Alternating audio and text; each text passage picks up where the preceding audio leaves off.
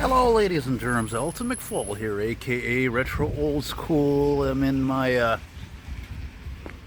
city of Montreal, Quebec, where the weather has cleared up nicely. It was pretty crappy all day. It was raining this morning, early afternoon, and so I'm going to do something I've never done before. I think is film a car here, holding an iced cappuccino. Because for me, in the summertime, the iced cappuccino is poignant, is relevant, and a very important thing to have because it's very muggy today. And I'm not a big fan of humidity, to be honest with you. I love air conditioning. Now, I had to check my own channel to see if I'd filmed this car or not because this is really your modern day classic. Quite frankly, these cars were so successful in the 80s. Oh my God, is that the original California plate? That says it all. Yeah, I thought I'd maybe film this car, so I checked my channel. I didn't see it in that color, but again, that plate, that's probably the original plate, probably out of California. I would imagine probably they sold most of these cars in California, especially, when you look at the movie, the classic 1984 movie, Beverly Hills Cop, that's the car that's on the cover that Eddie Murphy is kneeling up against in the front, except of course the car is red, the sports car red, the iconic red color for a sports car. And I noticed also that the water beating off of the trunk and the hood from being waxed quite heavily, as you can see here, all the streaks there. And it's funny, as I was walking up to it from over there, look how, by the way, did you notice how much it matched with this building, this 50s or 60s built apartment building here, and blue and the blue, and you got your blue top. I love this shade of blue, by the way. I lost my train of thought, of course. Now, it's very hard to film a classic car that's parked here because there's constant cars going by or there's people. It's very distracting. I'm trying to stay focused here for a guy like me who's probably Asperger. Love the matching cloth top that they had for this. What year is this car?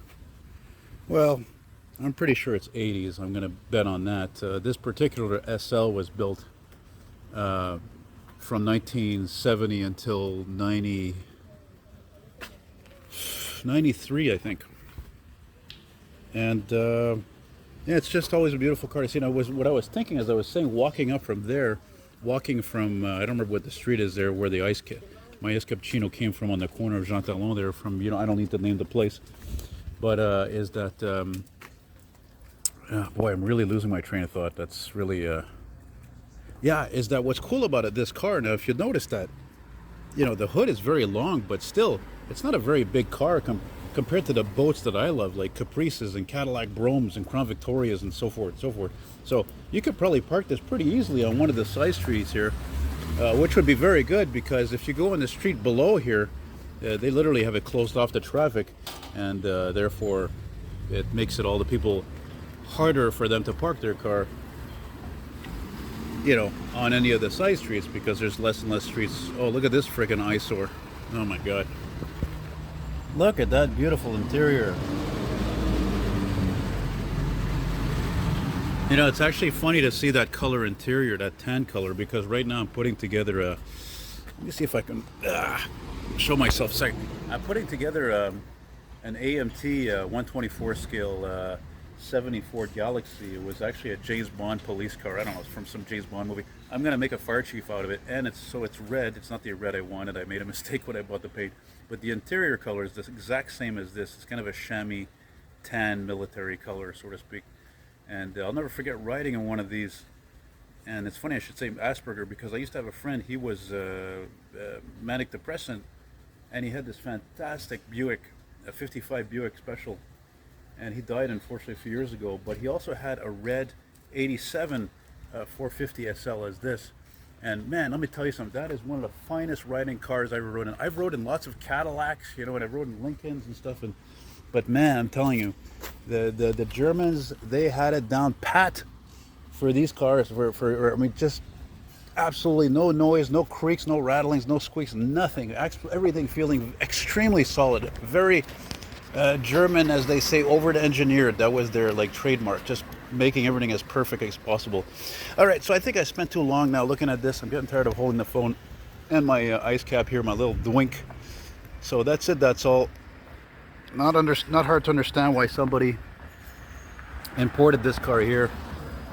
And frankly, I wouldn't be surprised if they just drove it here because, again, they're one of the best cars ever made. And you know they're one of the best cars ever made because there's so many of them left. You know? Really. Again, I love those caddies from the 80s and all that, but they don't compare. It's just, the thing with GM cars is that mechanically they were great cars, but it's just the build quality. It doesn't matter if it was interior or exterior. Compared to this, was mediocre. And sometimes at best even the paint jobs. So there you go, man. That's definitely one of my favorite German cars. I would take that over any day, over almost any Beamer from the 80s, except for maybe M3, which I saw when you had it, which blew my mind because it had the flared fenders. Oh my god. Thanks for watching. And this, on the other end of the scale, I don't like these, and I never will. And they're so common as well, and I'm convinced that they're imported from Australia or I don't know where, anywhere in the world, because they're going to sell them here because they're good on gas. Bye.